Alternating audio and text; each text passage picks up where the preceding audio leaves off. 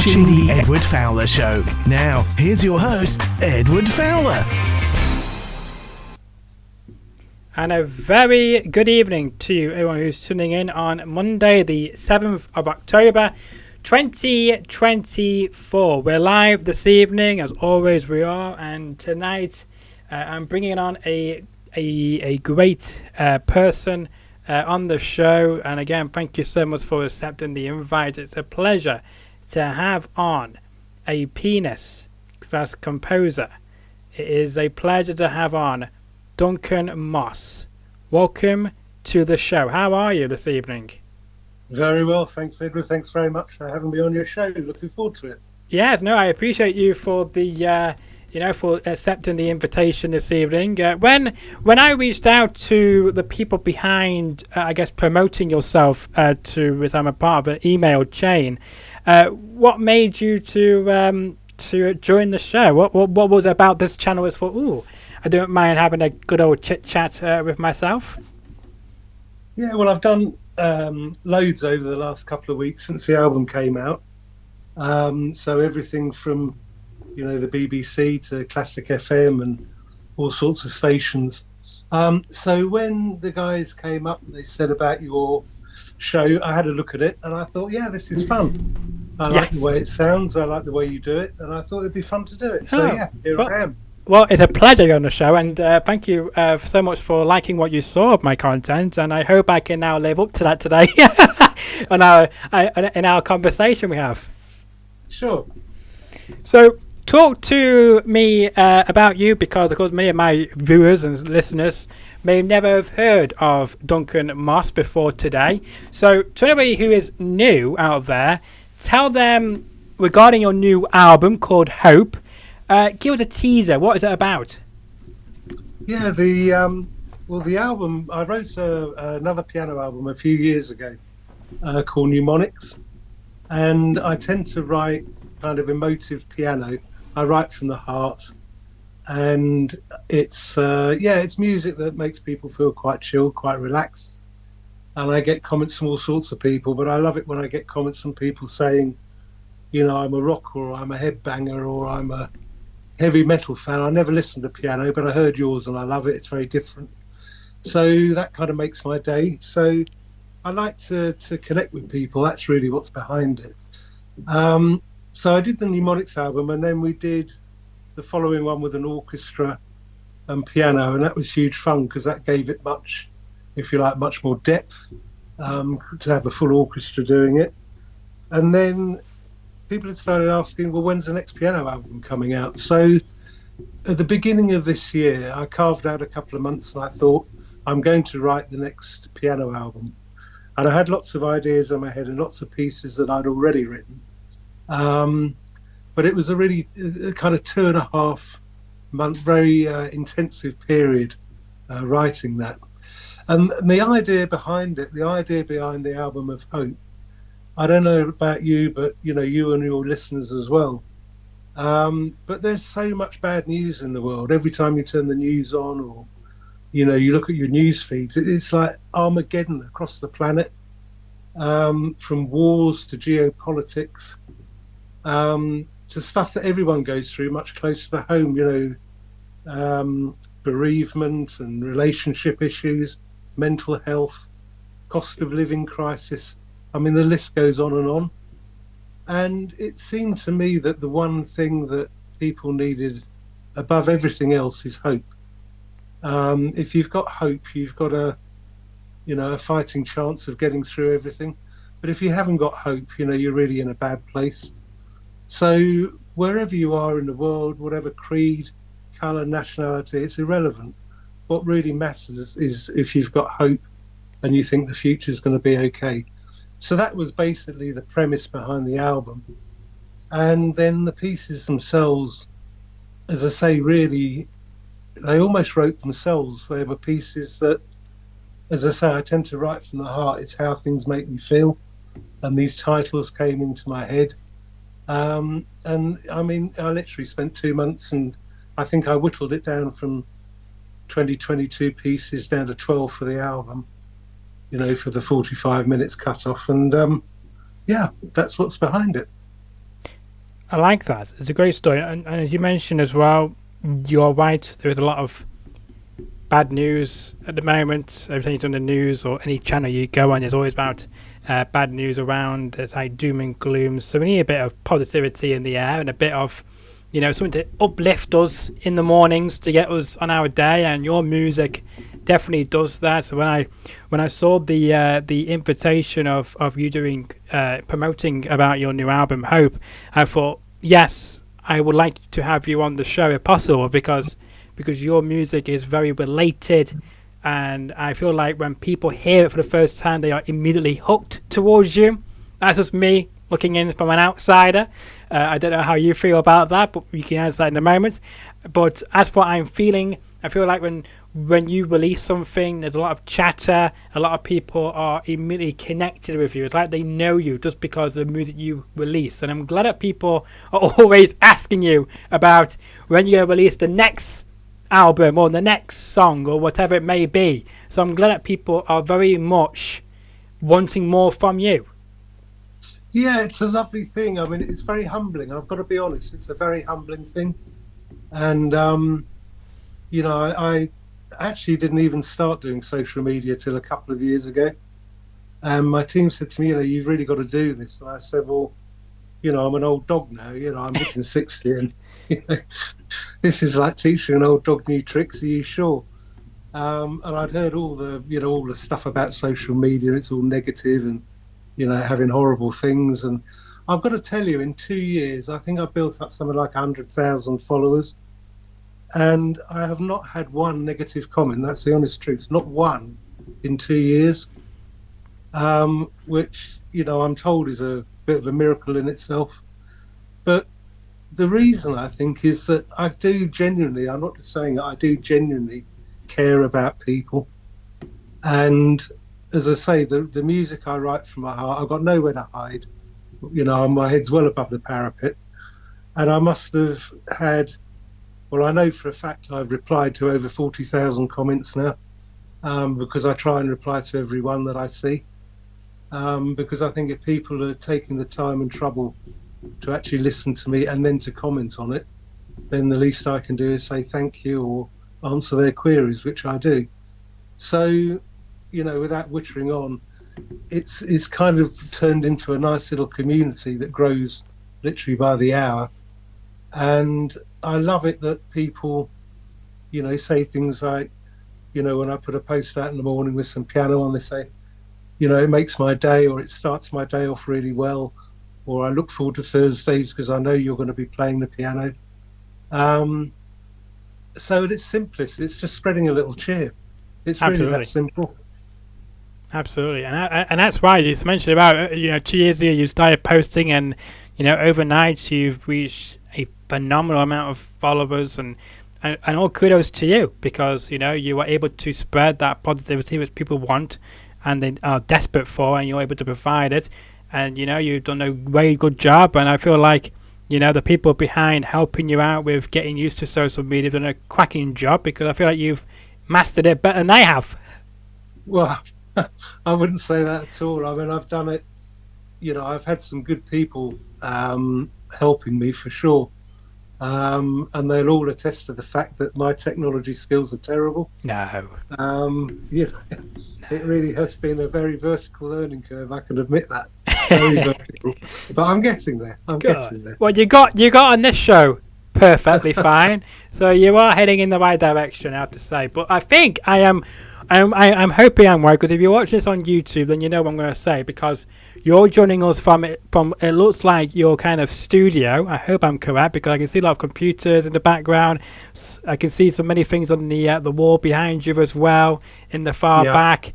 So can I say that this is your, I guess, working studio? Is this where you do all your production and such? Absolutely. So I've had this probably 3 years now, and it's my working space. So it's away from my home, which is good. So I don't drive my wife nuts.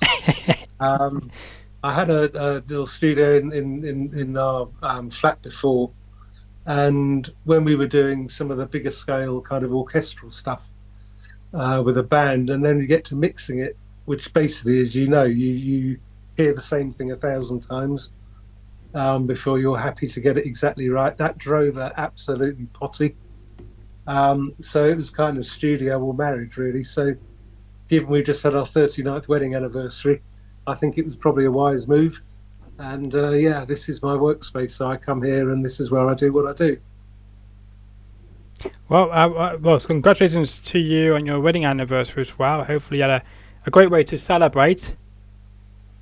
Yeah, absolutely. It was, we went out for a nice meal and we had a good time. And I think I might have mentioned on the album that I've got 2 tracks, which I wrote for 2 of our grandchildren that were born relatively recently. Yes, we will get into it in just a moment. Yeah, so, family, friends, very important. They go to the centre of everything, really. Absolutely. And we were about to show you a minute ago, you might have shown like a sneak preview, but you can, of course, this is what we're talking about at the moment, the great album of Hope. I do like the cover art, the artwork for the promotion when you announce this on your social media. Tell us about it regarding the why particular these clouds? What all this has to do with the sun shining, kind of shine through the clouds? What made you to go with that? I'm just curious. Yeah, sure. We looked at a number of things. I mean, I probably looked at a dozen different bits of artwork. I've got a great guy called Dean Sherwood who does all the photography and the filming and anything to do with film or visual. It's down to Dean. First-rate guy, very, very successful cinematographer and filmmaker. So Dean came up with a whole load of different covers, and that one really just struck a chord because it was quite evocative, really, a bit like the music, because it's almost like the light shining through the darkness. And I really liked the way that it treated the light. And the way it looked, and as I say, it felt like the sun was shining through the clouds and through the darkness. So it kind of fitted with the story of what was behind the album. Yeah, that makes sense. You mentioned a moment ago about that your family are very important to you. I know one of the tracks from this album called Little Maggie is very much permanent to you. Explain, the reason behind naming, a track and even wanting to bring, your family into the album. Yeah, as I say, each of the tracks has got a story behind it or a thought process behind it. But Little Maggie, I wrote the day after the birth of our first granddaughter. So it was only coming up to 4 months ago. Oh wow! So very, very, very recent. And as I say, it was our first granddaughter, so it was a very special thing. And yeah, I mean, it blew me away. I mean, I can't really put it any more intelligently than that. It really did. And she, they're kind of just this tiny little bundle. I mean, they really are so small at birth. And it kind of represented the future, the hope, the innocence, the joy. And against that backdrop of all this stuff that's terrible that we read and we see, I couldn't think of anything more germane than new birth. Yeah, no, absolutely. So that was basically the reason behind it. And the piece came out of nowhere. I mean, it really did. I sat down the next morning and there's a little run in the middle of it that I actually wrote almost before I wrote the first part. And it obviously struck a chord because when we put it out on the socials, it had something like, 4,500 comments or likes or whatever, but it had been seen about 150,000 times. Wow. So, and that's more than some of the pieces would normally get after 6 months or a year. So it just told me that the actual is a very simplistic. It's not a clever piece of music. It's a very simplistic piece of music. and it kind of represented, as I say, that joy and that innocence. So I wanted that to come through in the music. So yeah, so that was the reason behind it.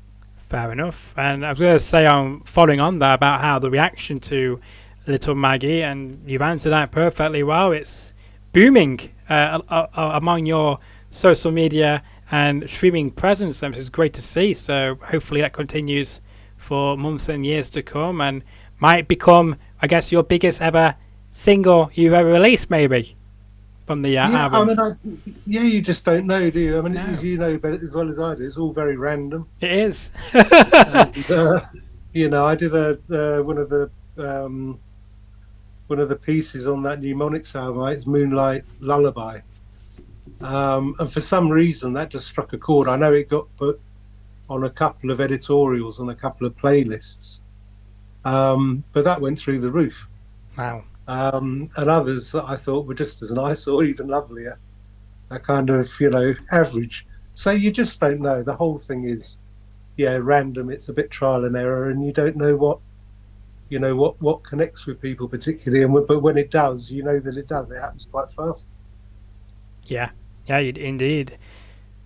Regarding the album Hope, we keep banging on about because that's what you're promoting here today. You have mentioned it's available on CD. Of course, it's most likely available to be, I guess, downloaded and buy, through the internet as well. What about, I know it's very popular now, it's back in the trend, back in the fashion, vinyls.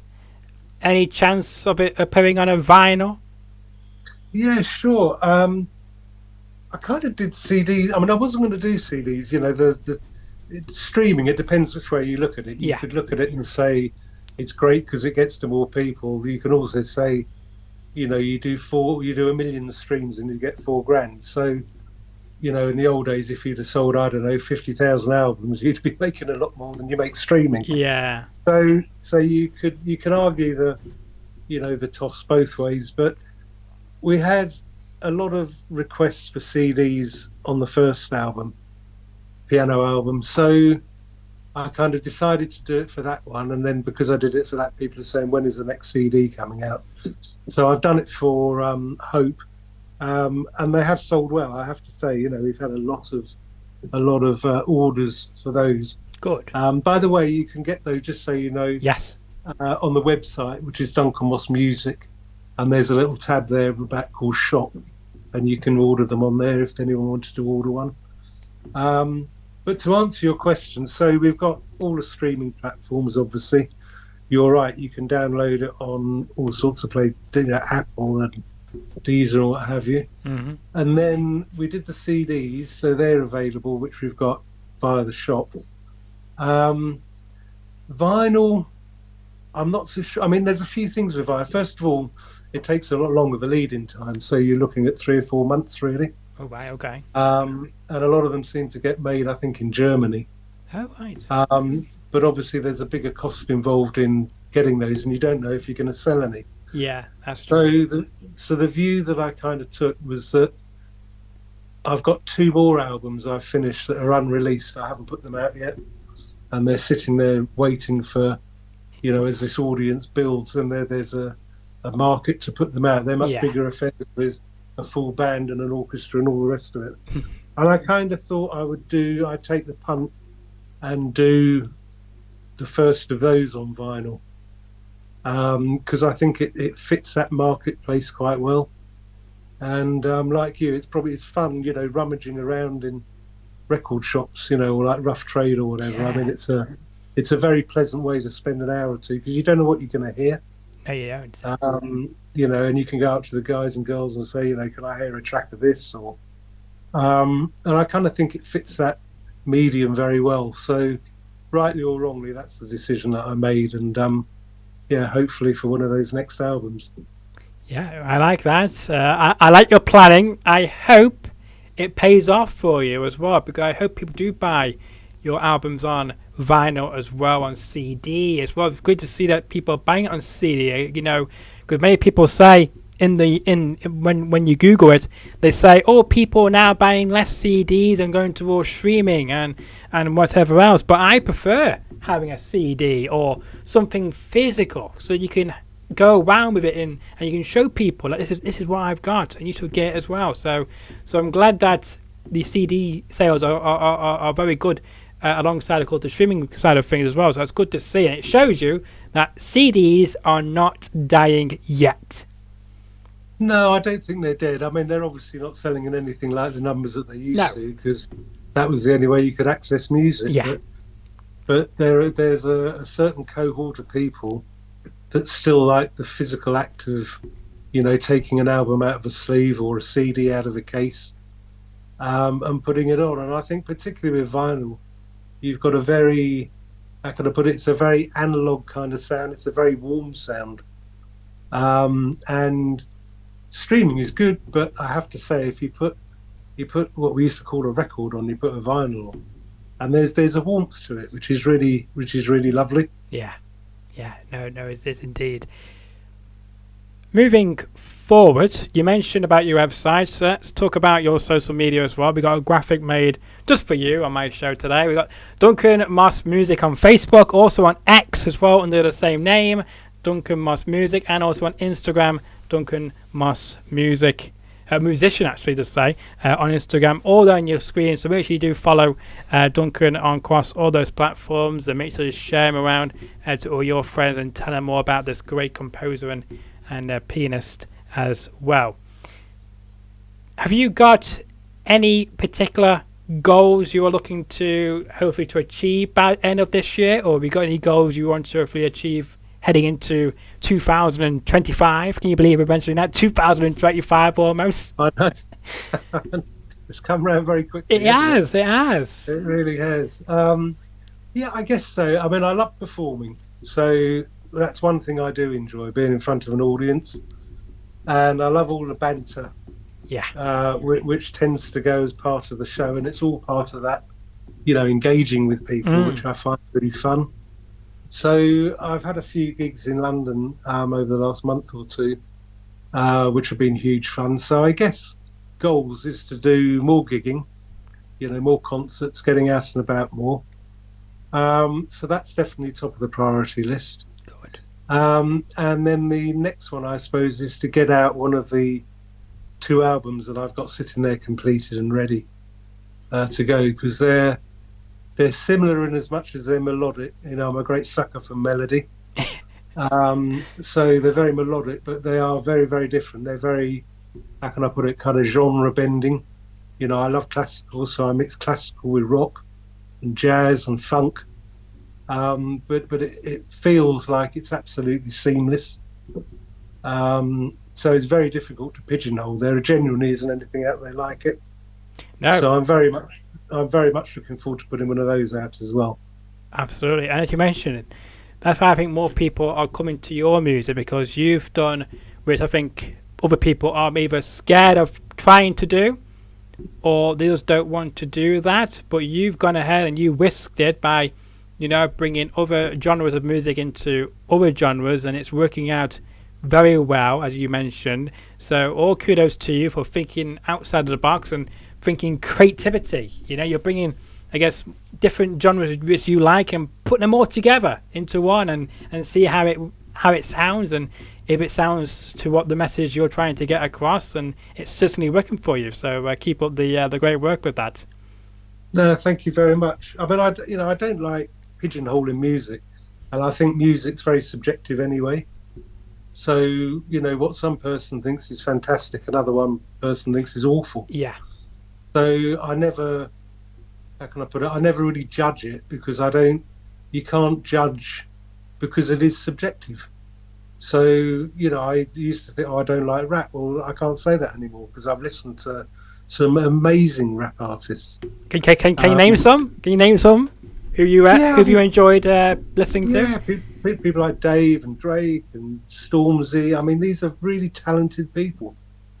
Yeah, most definitely. I can't disagree with that. Good to say about Drake, though. I know there's some things happening with him at the moment, isn't there? Is it not looking good for his music as a whole? If they're found, of course, true. So I guess I'll keep things up in the air about him at the moment, I guess. Yeah, I guess so. But as I say, there's those are issues which I guess affect some people. But in terms of musicianship and some of the storytelling that these people do, I mean, it's quite extraordinary. And the same with classical. I've heard a lot of people say, "Oh, I don't like classical." Well, when you actually drill down into it, you find that they haven't really heard very much. Yeah. And some people are very good. I mean, I went to see Nigel Kennedy at the weekend at Ronnie Scott's. Now, Nigel Kennedy, I wanted to see since I was a youngster. I mean, I remember when he hit the scene as a classical violinist. Absolute genius, he really was, and extraordinary musician. Well, he's now probably the same kind of age as me, I guess. But he was playing at Ronnie Scott's, which, as you know, is a jazz club. But his music was definitely genre bending, and he did things with a violin and reverb and a pedal board that I don't think I've ever heard before. And it was fantastic. I mean, it was absolutely superb. Wouldn't have been everybody's cup of tea, but No. I just thought it was very, very clever what he did. So I like the fact that music can cross boundaries and be seen for what it is, rather than having to put a label to it or a moniker to it. Yeah, because I agree. Because I feel like when I first, because I always thought pop was still with pop. You don't hear like pop with jazz or pop with rock or whatever. And then when you actually dive into it now, it's like, oh, actually, it doesn't sound too bad. You can cross paths and use other genres to use from other things like pop to rock and pop to classical and all this great stuff. So I always thought it could never happen. I thought that it can't coexist with another genre, but actually it can. And as you mentioned as well about classical music, now again, I didn't like listening to classical music myself, I never really listened to it, but when I was listening to Andre Roux, I think that's how you pronounce it, could be completely wrong with the pronunciation. That's right. Andre Roux, exactly. Yeah, I love his performances. He always gets the crowd very much involved, and most of the music from the classical music which he performs, it's a well-known track. Some I've never heard of before, but when you hear it all, it's just wonderful to listen to. Absolutely is, and the Blue Danube is always my favourite. Don't know why, I just love when that comes on. So that's a little bit of my classical knowledge there. No, he's a great performer, and he plays, as you know, he plays Strauss. That's basically what he does, Johann Strauss. So when he started all those donkeys years ago, he was basically trying to make a living after music college. Yeah. So they were playing in old people's homes in Vienna. That's how they started, and then it grew, and people wanted to hear them, so they played to bigger audiences. Now, the man is virtually constantly touring with his orchestra. Yeah. And I've been to see him a couple of times, and he's absolutely incredible, because if you look at that audience, and particularly so in mainland Europe, you've got every age from, mums with babies in their arms up to 100. Yeah. No, I completely agree. And everything in between. You can't say, it's a middle-aged audience or an old audience or a young audience. It's everybody. Yeah. But the one thing that he does is he spreads pure joy. Yeah.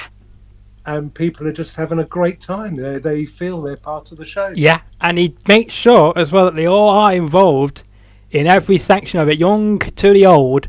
Everybody is moving, and it's always what's happy to me is like when you watch it and he will say, "Go home." And they all shout back saying, no, play on, play me number one. So it's just great. I've never seen that from any other, I guess, orchestra. When I've seen it on TV, I've never seen anybody doing what he's done, able to capsulate every single person in an audience. So he did a tremendous job, just like yourself when you perform. And I hope that one of your goals for next year is to come to good old Manchester for another exciting performance. Absolutely, I'd love to. Well, I mean, you've got some venues up there, and you've got some big concert halls as well. So, Manchester's, one of the most artistic places in the country. So, without a shadow of a doubt. Great. There you're here first. And when you do release your next album or any new projects, I hope you will come back onto my show to discuss that and talk about whatever else may come up in our conversation. But I hoped that I've lived up to your expectations for what you saw from my content on when you checked it out. Yeah, it's been a fun show. I mean, you're a very warm person, so that Thank shows you. in the way you present. So it's been a real pleasure to be on here. Yeah, absolutely. And I'll give you the last point. The last point to you is there anything you would like to mention, which I've not mentioned, which you think is very important to mention to get off your chest, to tell everybody who's listening or watching this today? I don't think so. I mean, we've covered all the bases, really. So all I would say is I do hope that you'll have a listen to my music. As I say, Duncan Moss Music is the name of the website. All the links to all the socials and performance stuff is on that. If you'd like to follow me, I really hope you do. It'd be lovely and welcome. And other than that, I just genuinely hope you enjoy the music. It really is that simple. The heart of it is you, the listener.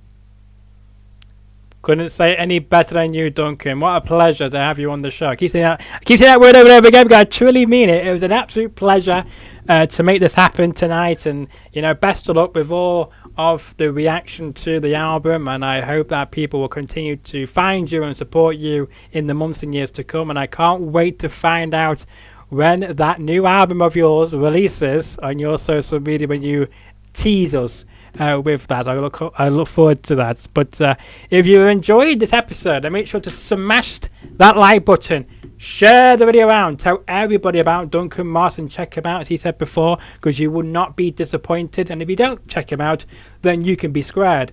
If you want to leave a future question or comment regarding this interview with my guest Duncan, then leave it in the comment section below.